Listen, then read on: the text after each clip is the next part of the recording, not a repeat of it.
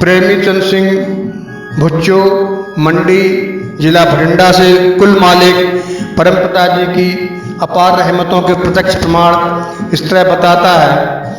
मैं एक शराबी कबाबी मनुष्य था।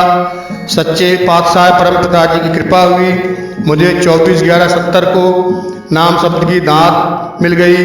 मैं पहले किसी के ट्रक पर ड्राइवरी करता था।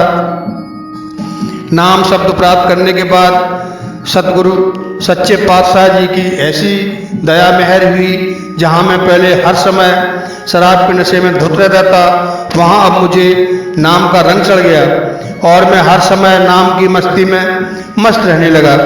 मेरी शादी 30/7/1962 को हुई थी, परंतु कई वर्ष तक मेरे घर कोई संतान नहीं हुई। नाम शब्द लेने के 1 वर्ष बाद मेरे घर कुल मालिक की कृपा से एक लड़की ने जन्म लिया। मुझे वो अंत तक खुशी हुई। मैं उस लड़की को पूजनीय परमपिता जी से आशीर्वाद दिलवाने तथा उसका नामकरण करवाने के लिए दरबार में ले आया। दयालु दातार सतगुरु जी ने अपने पवित्र मुखारबिंद से फरमाया, भाई इस लड़कियों के नाम तो नहीं रखते, परंतु तुम्हारी सेवा एवं प्रेम को देखते हुए इसका नाम रख देते हैं। परमपिता जी ने मेरे परिवार को आदेश दिया, भाई तुम इसका नाम आशीर्वाद कौर रख लो और अच्छी तरह से याद कर लो। परमपिता जी के प्रत्येक वचन में राज की बात होती है। मैं अपनी लड़की को परमपिता जी की तरफ से आशीर्वाद दिलवाने और उसका नाम रखवाने के लिए लाया था। अंतर्यामी दयाल मालिक जी ने अपने एक ही वचन से दोनों काम कर दिए और साथ में सारे परिवार को आशीर्वाद भी दे दिया। जब से मैं नाम शब्द लेकर सेवा में लगा हूँ, तब से सच्चे पातशाह जी के आशीर्वाद द्वारा मेरे घर में बेअंत बरकतें एवं रहमतें प्रत्यक्ष देखने में आई हैं। कुछ दिनों बाद मैंने एक और नए ट्रक में अपना हिस्सा डाल लिया। सन 1982 में जब यूपी दरबार बरनाबा में चिनाई की सेवा चल रही थी, तो मैं भी अपने ट्रक से ईंट ढोने की सेवा करने गया था। एक दिन रात की मजलिस में मेहरबान दातार जी ने मुझे अपने पास बुलाकर मेरी सेवा से खुश होकर अपने पवित्र हाथ पर बंधी घड़ी उतार कर स्वयं अपने कर कमलों द्वारा मुझे भेंट की तथा साथ में भी यह वचन भी किया, भाई तुझे कोई और भी अच्छी वस्तु देंगे। अंतर्यामी परमपिता जी का इशारा मुझको पुत्र रत्न बरसने का था, क्योंकि मेरे वारे बेपरवाह जी को स्वयं बहुत चिंता थी, क्योंकि तब मेरी लड़की 9 वर्ष की हो गई थी। मैंने 28/5/82 को एक और नया ट्रक खरीदा तथा परिवार सहित सच्चे पातशाह कुल मालिक जी के दर्शन करने के लिए मलोट दरबार में पहुंच गया।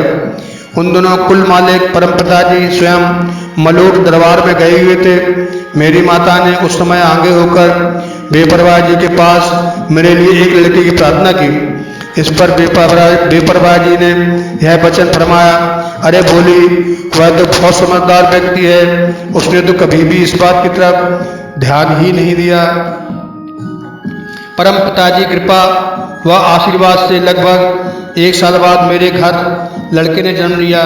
वास्तव में कुल मालिक सर्वशक्तिमान दादाजी का तो पहले से ही इस पर बात पर ध्यान था। सच्चे पातशाह जी से मेरी माता द्वारा बच्चे की मांग करना एक बहाना ही था। इस बात को बेपरवाह जी ने स्वयं स्पष्ट शब्दों में बता भी दिया था। जब मैं लड़के के जन्म के बाद दर्शन करने के लिए दरबार में गया तो परम दयालु दातार जी ने मुझे तेराबास में बुलाकर मुझको पुत्र रत्न प्राप्त की बधाई देते हुए वचन फरमाए, भाई चंद सिंह, कई बार ध्यान में आया था कि तेरे एकमात्र लड़की ही है और लड़का भी होना चाहिए। बेपरवाह मस्ताना जी महाराज ने तेरी सेवा मंजूर कर ली है। दयालु दातार परम पिता जी ने बाहर साथ संगत में स्टेज पर विराजमान होकर सत ब्रह्मचारी सेवादार रत्न जी को पास बुलवाया और कहा, तेरा बास की चाबी देकर आदेश दिया। ऊपर अलमारी में सुनहरी रंग का एक कागज पड़ा है जिस पर लाल रंग में जन्मदिन मुबारक लिखा हुआ है, वह लेकर आ। कुल मालिक दयालु दातार जी अपने प्रत्येक जीव के संबंध में कितना ध्यान रखते हैं, यह बात उपरोक्त प्रत्यक्ष प्रमाण से स्पष्ट हो जाती है। सच्चे पातशाह जी ने मुझे बेअंत रहमतों का खजाना, यह सुनहरी कागज लाल अक्षरों में जन्मदिन मुबारक लिखा हुआ इलाही तोहफा भेंट देते हुए वचन फरमाया हुआ, भाई जिस कमरे में लड़का रहता है यह उसी कमरे में लगा देना। उसी समय परम पिताजी ने अपने पवित्र कर कमलों द्वारा हमें प्रसाद भी दिया। जो मनुष्य सच्चे व पवित्र हृदय से कुल मालिक की साथ संगत की सेवा करता है उसे कुल मालिक अपनी सब बरकतें तथा रहमतें प्रदान करता है। अर्थात कुल मालिक अपने बच्चों से कुछ भी छिपाकर नहीं रखता।